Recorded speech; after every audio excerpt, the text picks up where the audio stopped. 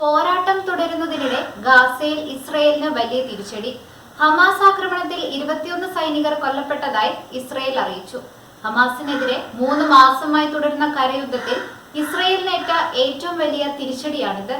മധ്യ ഗാസയിൽ തിങ്കളാഴ്ചയാണ് സൈനികർ കൊല്ലപ്പെട്ടത്. 2 നില കെട്ടിടം തകർക്കാനായി സൈനികർ സ്ഫോടക വസ്തുക്കൾ നിറയ്ക്കുകയായിരുന്നു. അതിനിടെയാണ് ഹമാസ് കെട്ടിടത്തിലേക്ക് ഗ്രനേഡ് തൊടുത്തുവിട്ടത്. ആക്രമണത്തിൽ സ്ഫോടക വസ്തുക്കൾ പൊട്ടിത്തെറിച്ച് കെട്ടിടം തകരുകയും സമീപത്തുണ്ടായിരുന്ന സൈനികർ കൊല്ലപ്പെടുകയും ചെയ്തു. യുദ്ധം നിർത്താതെ ബന്ദികളെ വിടില്ലെന്നാണ് ഹമാസിന്റെ നിലപാട്. അതിനിടെ ഇസ്രയേൽ പാർലമെന്റിലേക്ക് ഹമാസ് ബന്ദിയാക്കിയവരുടെ കുടുംബങ്ങൾ ഇരച്ചുകയറി. മാസങ്ങൾ പിന്നിട്ടിട്ടും ബന്ദികളെ മോചിപ്പിക്കാൻ ഇസ്രയേലിന് കഴിഞ്ഞിട്ടില്ല. ഇതിൽ പ്രതിഷേധിച്ചാണ് ബന്ധുക്കളും സുഹൃത്തുക്കളും ഉൾപ്പെടുന്ന സംഘം പാർലമെന്റിലേക്ക് ഇടിച്ചു കയറിയത്. ഫിനാൻസ് കമ്മിറ്റിയുടെ മീറ്റിംഗ് നടക്കുന്നതിനിടെയാണ് സംഭവം. തുടർന്ന് മീറ്റിംഗ് തടസ്സപ്പെട്ടതായി റിപ്പോർട്ടുകൾ പുറത്തുവരുന്നു. ഇസ്രയേൽ പ്രധാനമന്ത്രി ബെഞ്ചമിൻ നെതന്യാഹുവിനെതിരെ വലിയ രോക്ഷമാണ് ഉയരുന്നത്. യുദ്ധം നിർത്തിവെക്കണം എന്ന ആവശ്യം രാജ്യത്തിനുള്ളിൽ തന്നെ ഉയരുന്നുണ്ട്. ഏറ്റവും ഒടുവിൽ 21 സൈനികരുടെ ജീവനും നഷ്ടപ്പെട്ടതോടെ യുദ്ധത്തിനെതിരെയുള്ള ജനരോക്ഷം അതിരൂക്ഷമായി. യുദ്ധം നിർത്തിയാൽ മാത്രമേ ബന്ദികളെ വിട്ടു നൽകൂ എന്ന ഉറച്ച നിലപാടിലാണ് ഹമാസ്. എന്നാൽ ഈ ആവശ്യം നെതന്യാഹു പൂർണ്ണമായും തള്ളിയിട്ടുണ്ട്.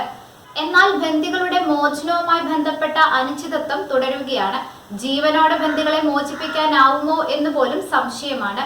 100-ലധികം ആളുകളെയാണ് ഹമാസ് ബന്ദികളാക്കിയിട്ടുള്ളത്.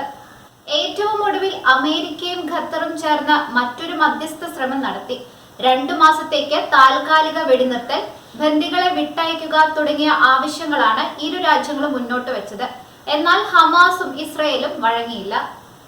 അതിനിടെ ഗാസയിലെ ഖാൻ യൂണിസ് നഗരത്തിൽ വലിയ പോരാട്ടം നടക്കുകയാണ്. ഇവിടെ 200 പലസ്തീനികൾ കൊല്ലപ്പെട്ടതായാണ് റിപ്പോർട്ടുകൾ. ഇതോടെ ഇതുവരെ യുദ്ധത്തിൽ കൊല്ലപ്പെട്ടവരുടെ എണ്ണം 24,500 ആയി. കൊല്ലപ്പെട്ടവരിൽ സ്ത്രീകളും കുട്ടികളുമുണ്ട്. ഗാസയിൽ 20 പേരെ ബന്ദിയാക്കി വെച്ചിരുന്ന ഒരു തുരങ്കം കൂടി കണ്ടെത്തിയെന്നാണ് ഇസ്രായേൽ സൈന്യം പറയുന്നത്. എന്നാൽ ഇത് സംബന്ധിച്ച് കൂടുതൽ വിവരങ്ങൾ സൈന്യം വെളിപ്പെടുത്തിയിട്ടില്ല. പലസ്തീനിൽ ഇസ്രായേൽ സൈന്യത്തിന്റെ ആക്രമണം തുടരുകയാണ്. നിരവധി ആശുപത്രികൾക്ക് നേരെ ആക്രമണമുണ്ടായി.